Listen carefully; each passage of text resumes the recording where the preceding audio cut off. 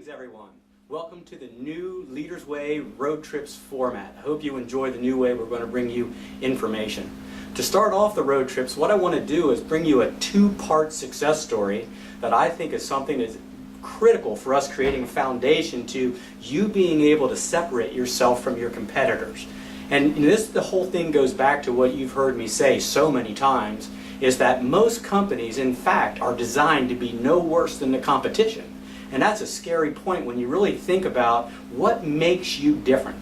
And when I talk about this concept in our programs, a lot of times I talk about one of my favorite books of all times, and that's Jonathan Livingston Seagull by Richard Bach. And if you haven't read that, I really encourage you to go to the bookstore and take the time to not only take an hour and a half to read this book, which by the way was mandatory reading when I was in high school, but it just really illustrates this whole separation story. And as so typical of everything that Richard writes, everything is very metaphorical, which I guess you would expect from a metaphysicist. But the story is about a flock of seagulls, and that the thing that these seagulls do every single day, what their day looks like, is they fly down to the docks and they fight each other for scraps that the fishermen and everybody throw them every day. Well, except for one seagull, and his name was Jonathan.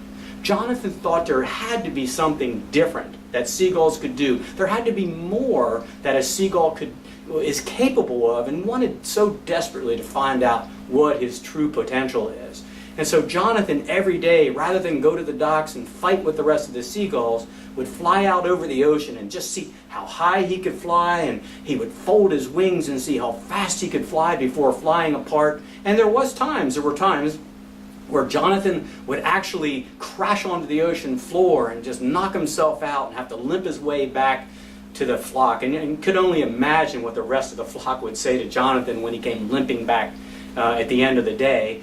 No, seagulls don't do that. You've got to do what the rest of us do. What seagulls are meant to do is to go down to the docks and get their food by getting scraps. And Jonathan never really bought into it.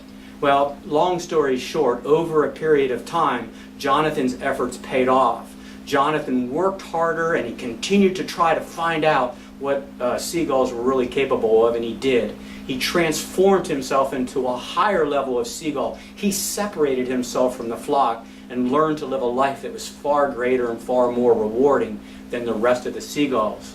Well, I want you to think about that as I tell you two stories from the road trips. There's two road trips I want to tell you about. One comes from my dear friend and buddy in Kansas City, Tony Adams. And I've told this story everywhere I go because I think it's just fantastic. It was one of the first visits that I made to Tony's shop, and Tony wanted to take me to dinner at the end of the day, and he said to me, "Kevin," he said, "what do you want for dinner?"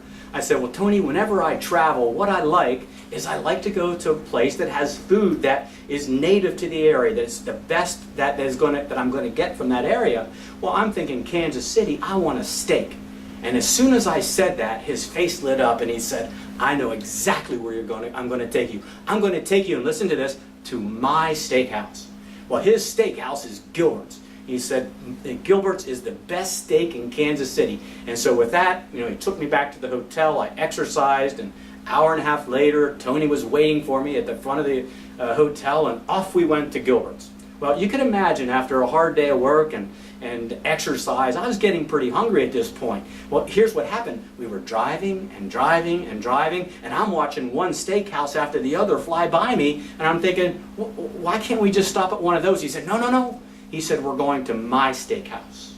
And the whole time we were passing these different businesses along the way, and Tony's talking about what the recession has done, the apparent recession has done for the businesses in Kansas City. He'd point out, this business is going out, this business is going out, one of my competitors is losing their contract. So he talked about this the whole way there while my stomach was moaning and groaning because I was so hungry. Well, we pulled into the parking lot at Gilbert's, and I got to tell you, it was hard to even find a parking spot. And when we walked into the hostess stand or the host stand, luckily we had a reservation.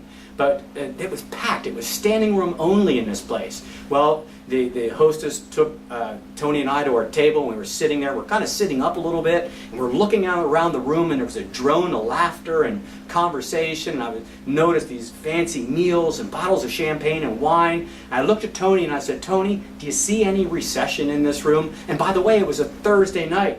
He said, "No." And he said, "You know what? It's like this every night." So my question is why would somebody drive 30 or 40 minutes by like businesses to get to their place? I can't imagine how many steak places that we drove by. Here's the second road trips that I want you to get. Last week I was with my new clients, or a new group of folks that we're working with in San Antonio, Mark Fuller and Dave Braun of Alamo. And so the first night I'm there, and he made it very clear before I got there, first night's dinner is at Wild Fish. Okay, so that's great, sounds good to me. He says, Dave's favorite place in San Antonio. So again, after dinner, or after working all day and getting a little exercise, the two of them picked me up and off we went and drove the whole way out to Wild Fish. It was a wonderful atmosphere, it was a wonderful dinner, everything was just a great experience. I understood why they drove the whole way to get to Wild Fish. Well, here's the cool part of the story, and this is the success part of it for me, is one of the senior managers we were working with while I was there, Gilbert Martinez actually, and really impressed me while I was there. After I got home, Dave sent me an email. He said, check out the chain of these emails. And it started with Gilbert asking Dave, what's your favorite restaurant in San Antonio? Dave said, Wild Fish. He said, how many restaurants do you drive by to get to Wild Fish? Dave's response was, a lot. And he said, we at Alamo are going to become Wild Fish. See, guys, here's the point of the story. What separates you? Are you like the rest of the flock, or are you more like Jonathan? You know, the questions that we typically ask ourselves is, how do we get better at what we do? How do we become more efficient at what we do? Bad questions. Those questions are nothing more than table stakes to doing business. Here's the question that I want you to start asking yourself. What makes us different? What separates us from our competitors?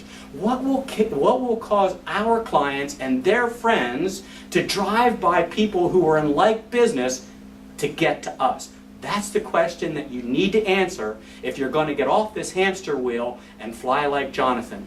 And remember, life is good.